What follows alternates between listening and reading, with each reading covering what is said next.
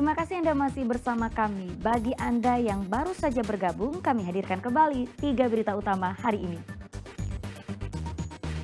Tiada hujan, tiada angin. Plafon kelas SD Negeri Kalimacan Sragen tiba-tiba ambruk dan menimpa 3 siswa.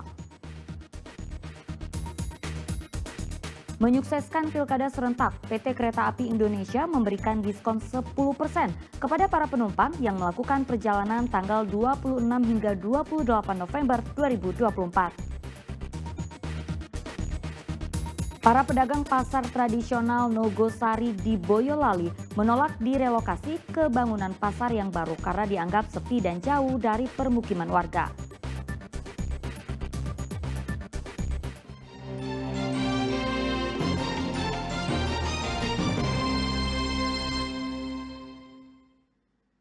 Ya, PT Kereta Api Indonesia memberikan diskon 10% kepada para penumpang yang melakukan perjalanan tanggal 26 hingga 28 November 2024.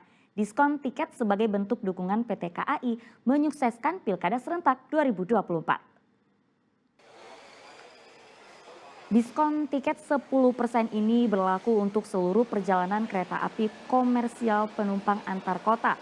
Diskon khusus ini untuk perjalanan pulang pergi tanggal 26 hingga 28 November 2024 bertepatan dengan momen Pilkada Serentak. Para calon penumpang bisa mendapatkan diskon tiket ini dengan cara memesan melalui aplikasi Akses by KAI. Diskon diberikan PT KAI sebagai bentuk dukungan terhadap suksesnya Pilkada Serentak. Diskon ini diharapkan meringankan para pemilih yang harus melakukan perjalanan dengan kereta untuk menggunakan hak pilihnya. Yaitu pemilihan kepala daerah, KAI memberikan diskon 10% bagi masyarakat yang akan bepergian di tanggal 26, 27, dan 28 ya. Tiket tersebut bisa dibeli mulai tanggal 15 November sampai dengan tanggal 25 November dan hanya bisa didapatkan di aplikasi Akses by KAI. Berbagai persiapan dilakukan PT KAI Daob 4 Semarang untuk menyambut Natal dan Tahun Baru. Di antaranya PT KAI mulai memperbaiki dan merawat kereta api yang akan digunakan pada perayaan Nataru.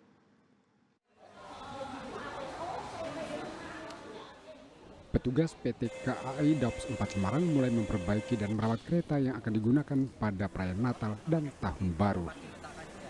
Perawatan kereta dilakukan di depo kereta stasiun Poncol, Semarang. Perawatan meliputi pemeriksaan bogi, pengereman, AC, kelistrikan, interior dan eksterior, rangka bawah serta alat perangkai kereta. Untuk angkutan Nataru tahun ini, PT KAI menyiapkan 158 unit sarana andal dengan 16 lokomotif, 6 kereta rel diesel, dan 136 kereta penumpang berbagai kelas hingga kereta pembangkit listrik. Di depo kereta Semarang Poncol ini kita bisa melakukan perawatan kereta dan gerbong.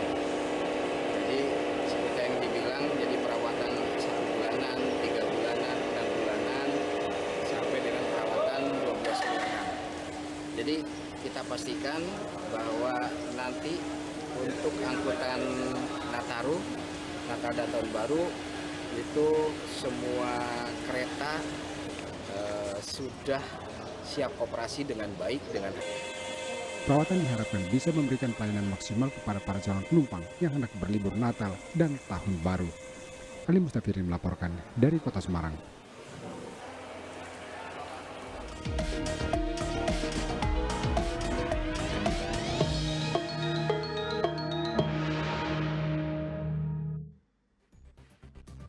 Ribuan alat peraga kampanye atau APK ditertibkan tim gabungan Badan Pengawas Pemilu atau Bawaslu dan Satpol PP Kabupaten Demak. Penertiban dilakukan karena APK dipasang di tempat yang dilarang, seperti di pohon, tiang listrik, atau fasilitas publik. Petugas gabungan Bawaslu dan Satpol PP Kabupaten Demak menurunkan satu persatu alat peraga kampanye, baik untuk APK Pilgub Jawa Tengah maupun Pilbub Demak yang dipasang di tempat yang dilarang, seperti di pohon atau tiang listrik. Dari seluruh kecamatan di Kabupaten Demak, petugas menertibkan hampir 1.400 APK yang melanggar aturan. Seluruh APK kemudian diserahkan kepada Dinas Lingkungan Hidup untuk selanjutnya dimusnahkan. Yang melanggar itu kebanyakan yang dipasang di pohon, kemudian di tiang listrik, termasuk juga di jalan-jalan protokol, yaitu yang memang menjadi concern kami untuk penertiban. Total ada berapa Pak hari ini Pak? Sesuai di data kami itu ada 1.392 APK yang melanggar yang kami tertibkan. Sebagian besar tadi sudah ditertibkan oleh teman-teman jajaran kami di tingkat kecamatan, dan di kabupaten itu memang tidak juga ada, tapi memang tidak sebanyak yang ada di kecamatan. Penertiban APK akan berlangsung hingga tanggal 24 November mendatang saat memasuki masa tenang. Ali Mustafirin melaporkan dari Demak. Dua pasangan calon bupati dan wakil bupati Kabupaten Semarang beradu gagasan terkait penanganan masalah stunting. Adu gagasan ini mengemuka dalam debat kedua Pilkada Kabupaten Semarang.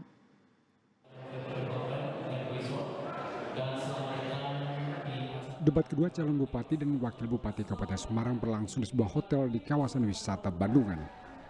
Debat diramaikan dengan kehadiran pendukung baik dari pasangan nomor urut 1 Ngesti Nugraha Nur Arifah maupun pendukung pasangan nomor urut 2 Nurul Huda Yarmuji. Debat kedua dengan tema mewujudkan Kabupaten Semarang yang cerdas, maju, berdaya saing bersih, berkarakter inklusif dan berkelanjutan. Salah satu isu yang diangkat kedua paslon adalah soal penanganan stunting.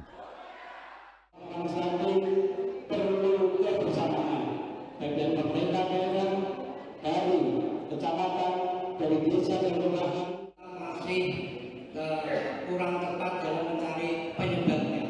Rata-rata hanya diperkirakan karena kurang gizi, padahal nyatanya tidak. Yang lebih akan kita lakukan nanti adalah perubahan perilaku, di mana bahwa stunting itu tidak semata-mata dikatakan hanya kekurangan gizi. Debat terbuka diharapkan membuka mata warga Kabupaten Semarang untuk menentukan pilihan calon yang akan dipilih pada pencoblosan 27 November mendatang. Yulianto melaporkan dari Kabupaten Semarang.